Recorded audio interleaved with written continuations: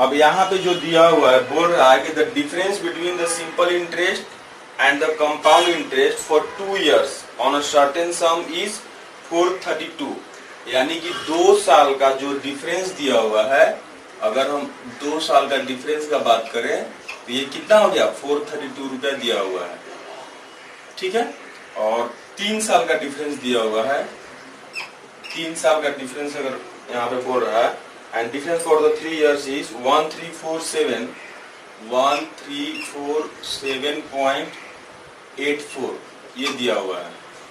यानी कि आपको 2 साल का compound interest and simple interest में डिफरेंस दिया हुआ है और 3 साल का कंपाउंड इंटरेस्ट और सिंपल इंटरेस्ट में डिफरेंस दिया हुआ है। तो यहाँ पे पूछा है find the sum, that means principal क्या होगा। अब एग्जाम में आपको सम पूछ सकता है या आपका रेट ऑफ इंटरेस्ट पूछ सकता है।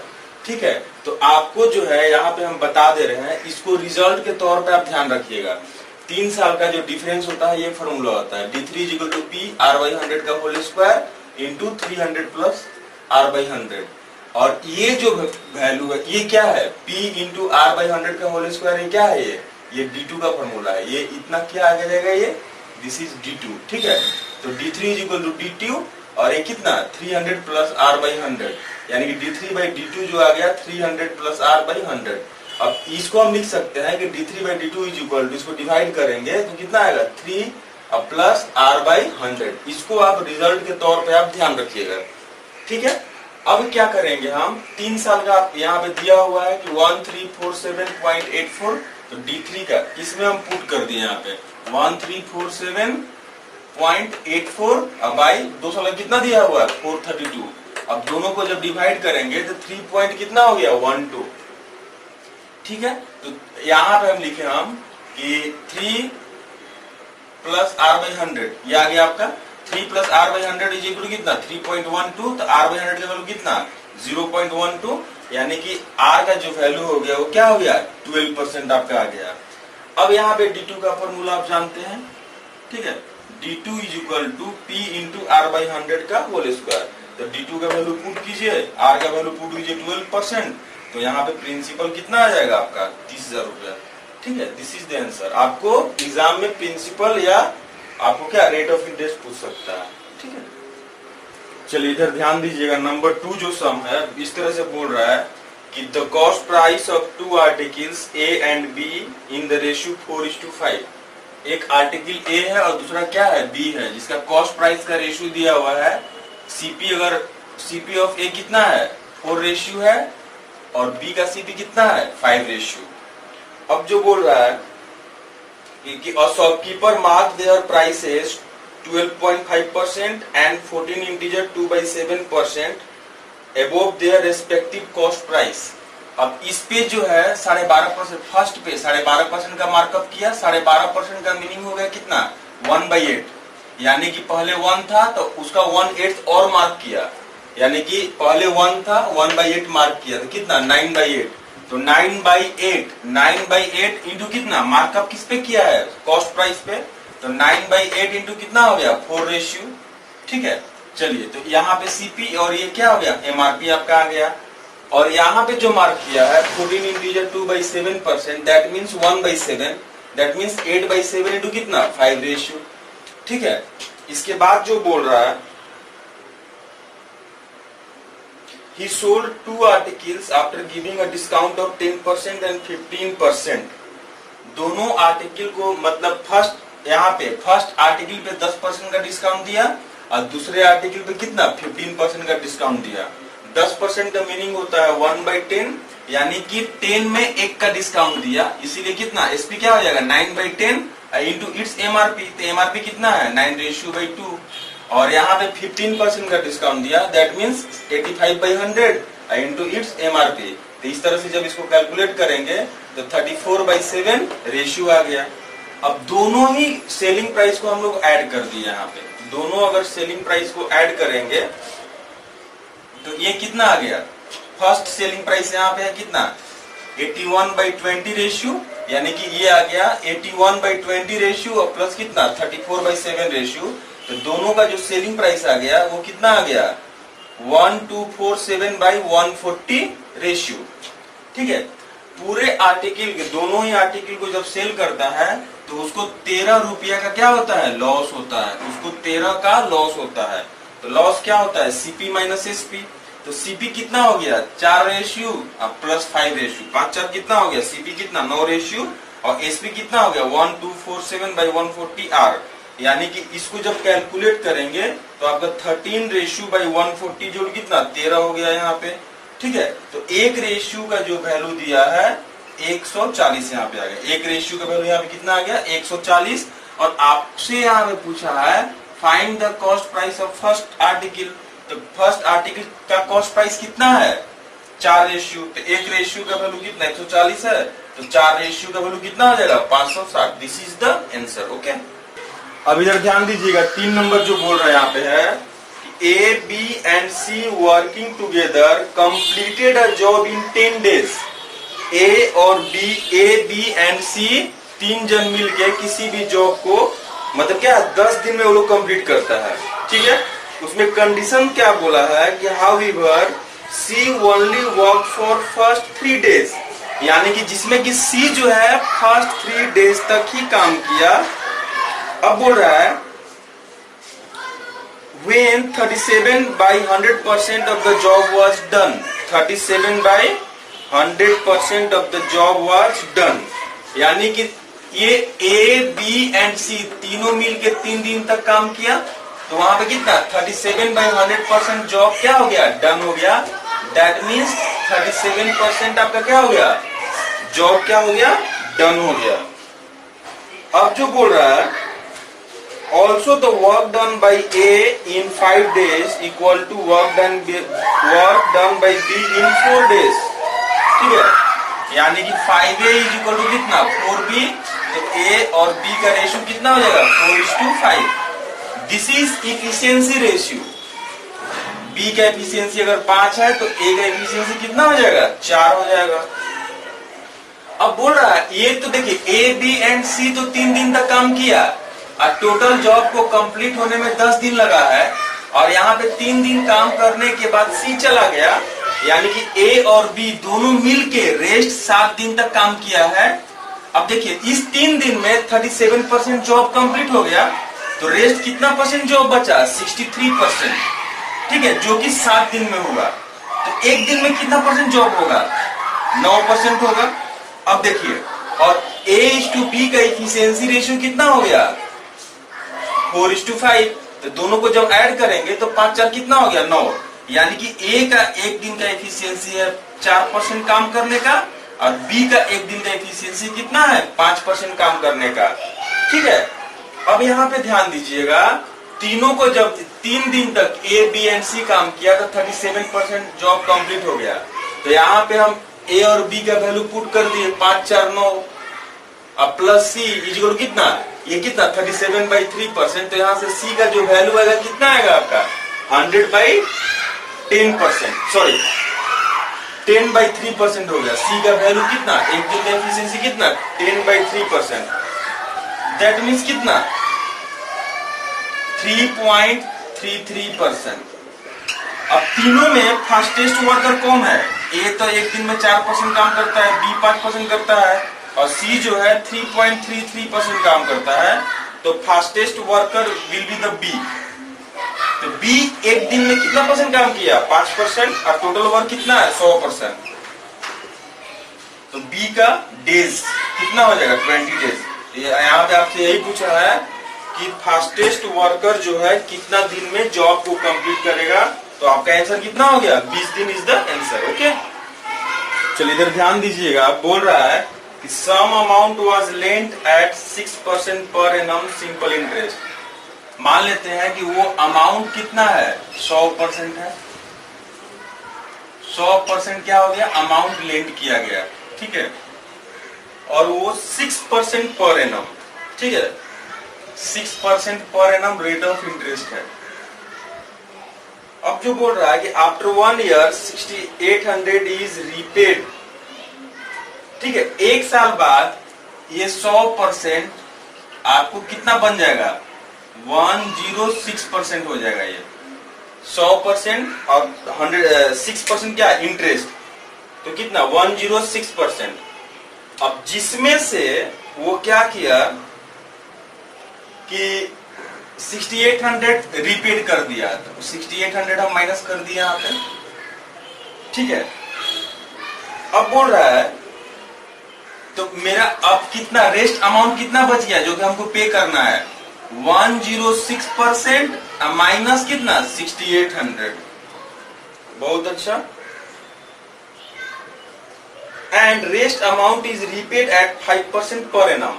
अब इस पे जो है वो 5% का इंटरेस्ट ले रहा है, ठीक है, 5% पर एनम से पेड किया जा रहा है। If the second year interest is 11/20, तो ये जो सेकेंड ईयर इंटरेस्ट यानी कि 5% ऑफ दिस जो अमाउंट मेरा बच गया 106% माइनस कितना 6800, वो जो बच जाएगा वो क्या हो जाएगा 11/20 ऑफ फर्स्ट ईयर इंटरेस्ट। तो फर्स्ट ईयर इंटरेस्ट कितना है 6% ही है, तो यहाँ पे कितना लिखेंगे 6%, ठीक है। तो यहाँ पे आपको क्या हो गया 5% ऑफ 106%, 5% ऑफ 106% और कितना 5.3% हो गया, और 5% ऑफ कितना 6800 रुपया, 340 हो गया। हिंट के लिए इधर दे दिए है 5% ऑफ 106%, 5% ऑफ कितना 1/20 इंटू 106%, तो कितना 5.3% हो गया। यानी कि 5.3% माइनस कितना 340 जो कितना, अब इसको जब कैलकुलेट करेंगे तो 3.3 आ गया आपका, यानी कि 5.3 माइनस 3.3, तो 2% का वैल्यू कितना हो गया, उधर जाएगा तो प्लस हो जाएगा 340, तो 1% का वैल्यू कितना 170, तो 100% का वैल्यू कितना 17,000 रुपए। Answer 17,000 is the answer. चलिए नंबर 5 नंबर जो क्वेश्चन है बोल रहा है in a town consisting of 3 localities A B and C. ये ए है, ये बी है और ये क्या है सी है। The population of A B and C in the ratio 9:8:3। ये 9 है, ये 8 है और ये क्या है 3 है। In the locality A 80% people are literate. A में 80% लिटरेट है, ठीक है।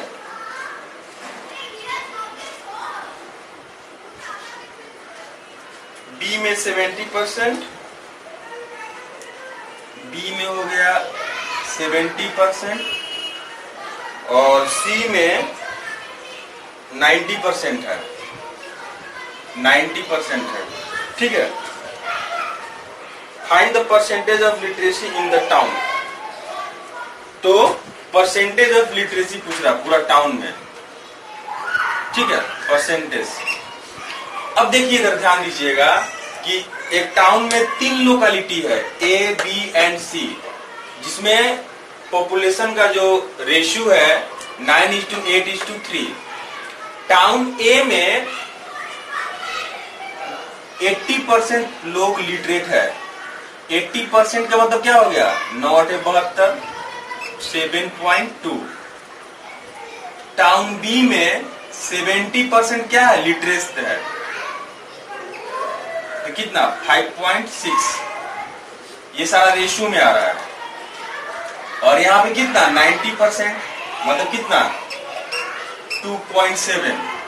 अब सबको ऐड कर दीजिए, तीनों को हम ऐड कर दिए, तो यहाँ पे कितना हो गया 2 और 6 8 और 7 15 का कितना 5, कैरी कितना 1, और यहाँ पे कितना 7 और 1 8 और 5 13 और 2 15, 15.5।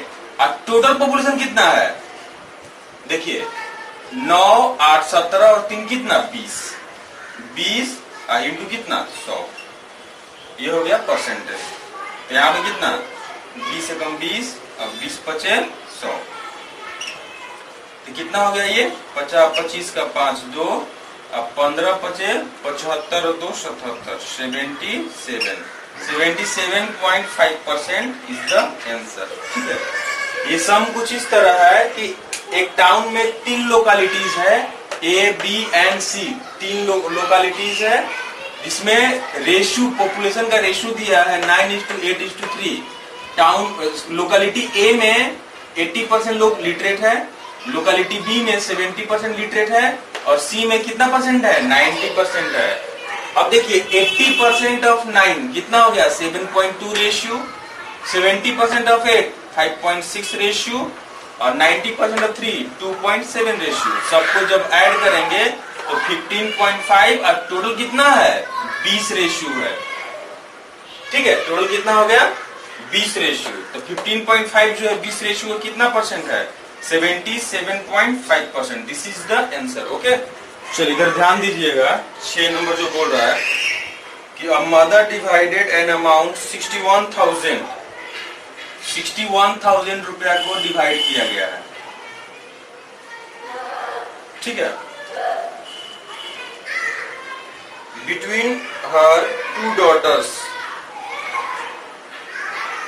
तो यहाँ पे 2 डॉटर है, ये कितना? D1 और D2 मान लिए। मान लेते हैं D1 को क्या है? डॉटर 1 को D1 रुपया मिला, और डॉटर 2 को कितना? D2 रुपया मिला। Age 18 years and 16 years. इसका एज कितना है? 18 ईयर्स है, और ये कितना है? 16 ईयर्स है। ठीक है,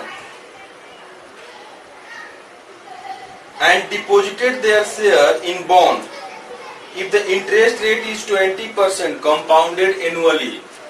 यहाँ पे 20% compounded क्या है? annually है। ठीक है, if each received the same amount as the other when attained age of 20 years। दोनों अगर 20 साल की हो जाती है तो आपको अमाउंट क्या मिलता है? सेम मिल रहा है।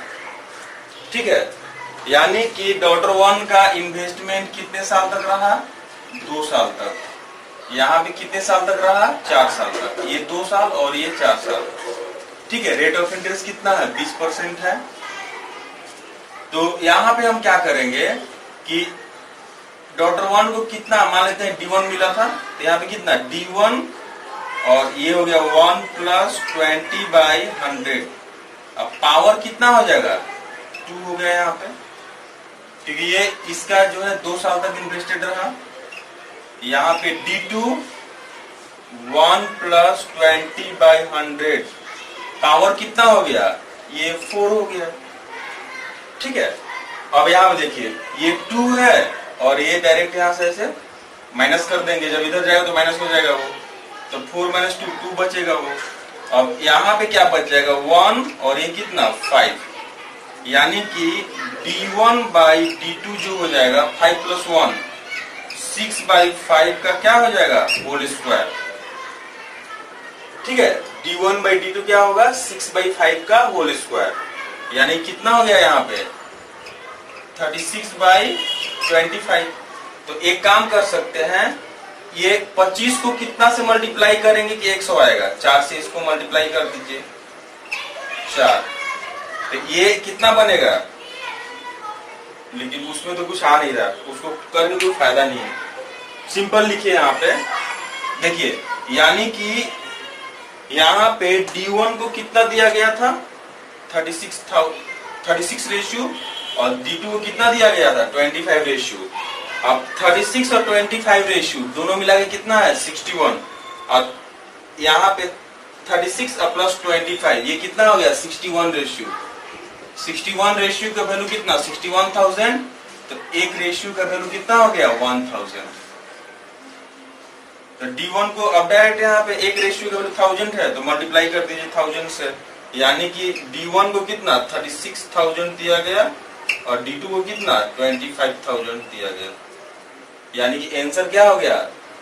36,000 and 25,000। This is the answer. ठीक है, दीजिएगा इसको हम ट्रिकी अप्रोच से कैसे अप्लाई करेंगे उसको देखिएगा। तो सबसे पहले है कि यहाँ पे क्या हो गया कि 20% का मीनिंग क्या होता है? 1/5। यानी कि रेट ऑफ इंटरेस्ट कितना है? 20% है। तो यहाँ पे क्या हो गया, अगर आप जो है 5 इन्वेस्ट करते हैं तो 1 साल बाद आपको क्या मिलेगा? 6 मिलेगा। ठीक है, अब यहाँ पे इन दोनों का ईयर का डिफरेंस D1 एंड D2 में ईयर का डिफरेंस कितने साल का है? 2 साल का है। D1 एंड D2 में ईयर का डिफरेंस कितने साल का है? 2 साल का है। तो इसीलिए यहाँ पे पावर हम क्या दे देंगे? 2 दे दिए यहाँ पे। ठीक है, अब D1 जो है वो क्या है? 18 साल की है और D2 16 साल की है। ठीक है, तो इसका जो है अमाउंट इसको ज्यादा होना चाहिए। उसका रीजन है कि इसका जो अमाउंट है 2 साल के लिए ही इन्वेस्टेड रहा, इसीलिए ऊपर को D1 लिखेंगे और नीचे क्या लिखेंगे? D2। ठीक है, तो यहाँ पे हम बोल सकते हैं कि D1 बाई D2 का जो वैल्यू हो गया 36 बाई कितना? 25 आ गया। तो डायरेक्ट आप कर सकते हैं। अब टोटल कितना? 25 प्लस 36 रेशियो कितना हो गया? 61 रेशियो। तो एक रेशियो का वैल्यू कितना हो गया? तो सॉरी 36 प्लस 25 रेशियो कितना हो गया? 61 रेशियो इज इक्वल टू कितना? 61,000। तो एक रेशियो का वैल्यू 1000 हो गया, यानी कि D1 को कितना मिल गया? 36,000 मिला। तो D2 को कितना मिलेगा? 25,000 मिलेगा। This is the answer. ऐसे भी कर सकते हैं आप, कोई दिक्कत नहीं है। यहाँ पे एक चीज ध्यान रखना पड़ेगा कि जिस पर्सन का अमाउंट कम समय तक इन्वेस्टेड रहेगा उसको इनिशियली ज्यादा अमाउंट देना पड़ेगा। तो D1 जो है वो क्या है? उसका अमाउंट 2 साल तक इन्वेस्टेड रहा और D2 का 4 साल तक रहा। तो इसमें हमको क्या है? D1 को हम ज्यादा शेयर देंगे ताकि उसको कम समय में ही क्या हो, उतना पैसा उसको मिल जाए। इसीलिए D1 को ऊपर रखे, नीचे किसको रखे हैं? D2 को रखे हैं। बस ऐसे आप सॉल्व कर सकते हैं, तो ये भी जल्दी बन जाएगा, कोई दिक्कत नहीं है। तो इतना कुछ करने की जरूरत नहीं है। ठीक है, नंबर 7 बोल रहा है कि A, B and C can do some work in 36 days. तो यहाँ पे है A है, B है और C, तीनों मिल के 36 डेज में जॉब को कंप्लीट करते हैं। ठीक है, A and B together do twice as much work as C alone. ठीक है, तो C जितना काम करेगा A एंड B जो है उस डबल करेगा ना। तो C अगर 1 यूनिट काम करता है तो A और B कितना करेगा? 2 यूनिट। तो यहाँ पे लिख सकते हम लोग हैं कि C बाई, अब देखिए A और B कितना है? 2 है और C अकेले 1 है।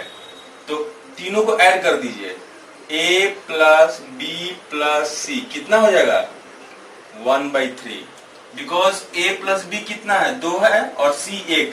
तो A प्लस B कितना? ये 2 हो गया और C क्या हो गया? 1 यूनिट। ठीक है, तो आपका यहाँ पे इफिशियंसी का रेशियो आ गया। ये C अगर एक दिन में 1 यूनिट काम करता है तो A, B एंड C कितना यूनिट काम करेगा? 3 यूनिट। ठीक है, अब बोल रहा and A and C together can do thrice as much work as B alone. अब देखिए यहाँ पे लिखेंगे A प्लस C और ऊपर में क्या लिखेंगे? B। तो यहाँ पे कितना? 1/3 हो गया। तो यहाँ पे भी वही करेंगे, B by A plus B plus C कितना हो जाएगा? ये 1/4। ये हो गया 1/4। ठीक है,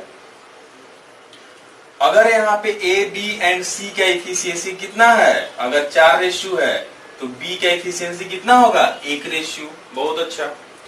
अब जो आपसे पूछा है, find the time taken by C to do the whole work.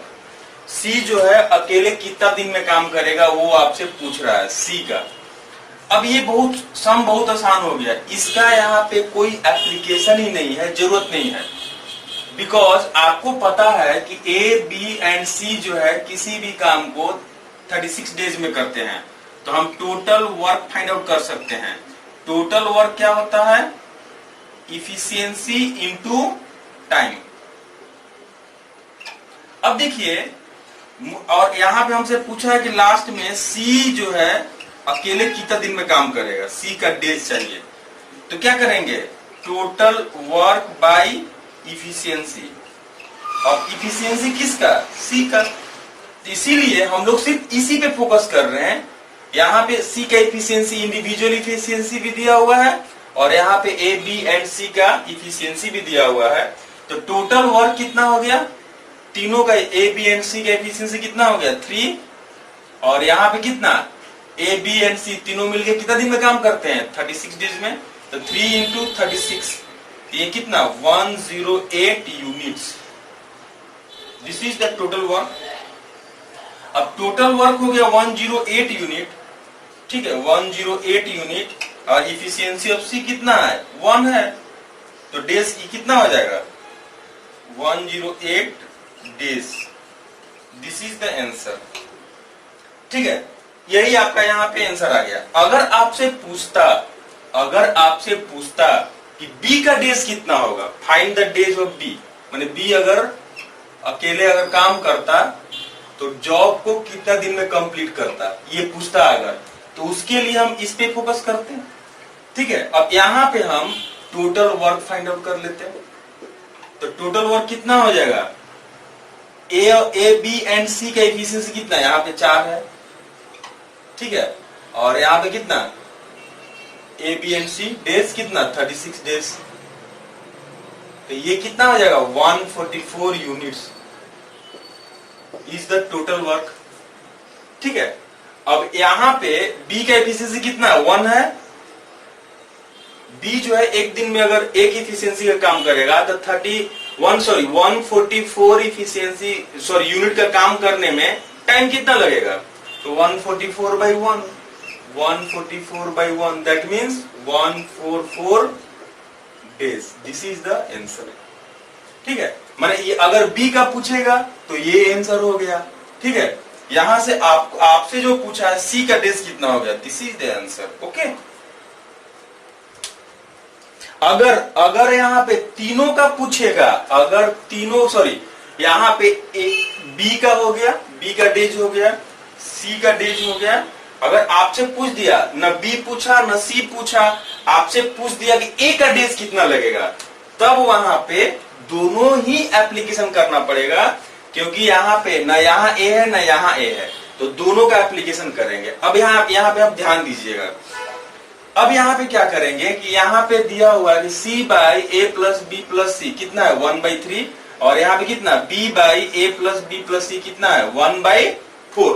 अब इसका एप्लीकेशन देखिएगा, ये हो गया C by A plus B plus C, ये दिया हुआ है 1/3, और यहाँ पे कितना B by A plus B plus C, ये कितना है 1/4।